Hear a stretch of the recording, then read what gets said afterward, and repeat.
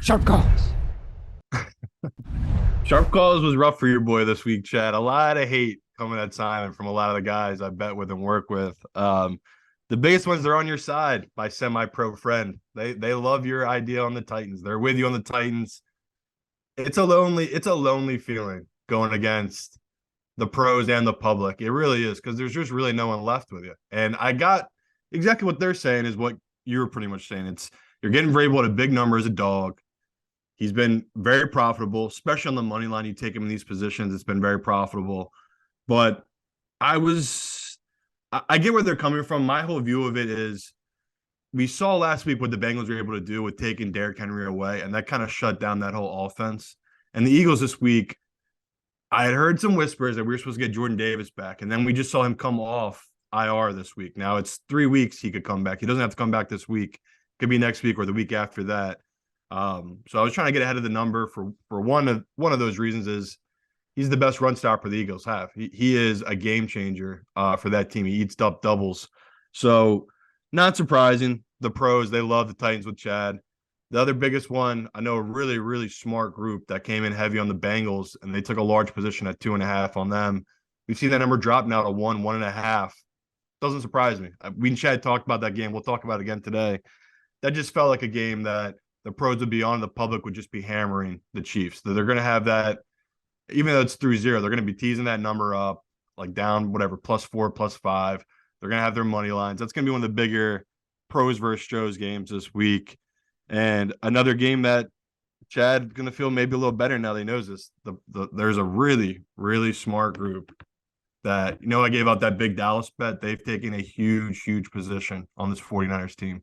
They took a big position on it Monday, took another position again Tuesday morning, and then again on Wednesday. And they finally have moved it up at most books to -4.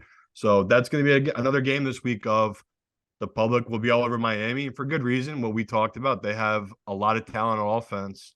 But interesting when you hear a professional group making a large position play on a 49ers team that 3.5 is a key number. So if you wanted to get Miami at 4, it seems like all week you're able to get that 4 just because the pros are going to be betting that way. Oh my God, this is so exciting. So on the Titans, just some context. The number opened at 6.5, got bet down to 5.5. This morning it's at 4.5. I would say I've seen some 4.5s. Yeah, it's down to 4.5 this morning. Massive amount of money coming in on the Titans.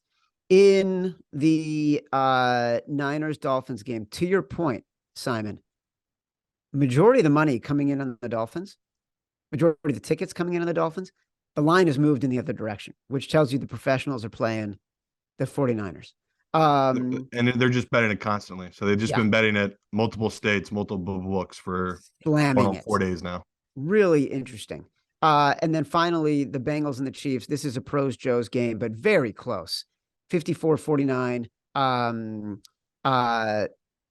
is the split, and 51% is the money on the Bengals. So, and then the last one, just because we're gonna have to talk about it, just because I've kind of flipped on it.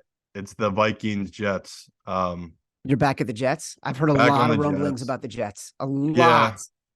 And I didn't really want to do it because again, it's Mike White on the road, but I have guys that call me up. They're going to smack me around a little bit and be like, you fucking idiot. Look at the Jets defense. Stop looking at Mike White and look at the cornerbacks and how they're going to be able to stop and play against this Vikings team. So again, it's trying to be humble and take and listen to my elders and respect my elders and kind of take their position where I just thought it was a good spot for this Vikings team at home, catching a Jets team up after, again, Mike White played arguably a perfect game. So could be misreading it, but if Chad wants to talk me into taking the Jets, I probably would be able to be talked into it because it just seems like a lot of really smart people are on that side, and I might be overlooking just such a dominant defense that this Jets team is.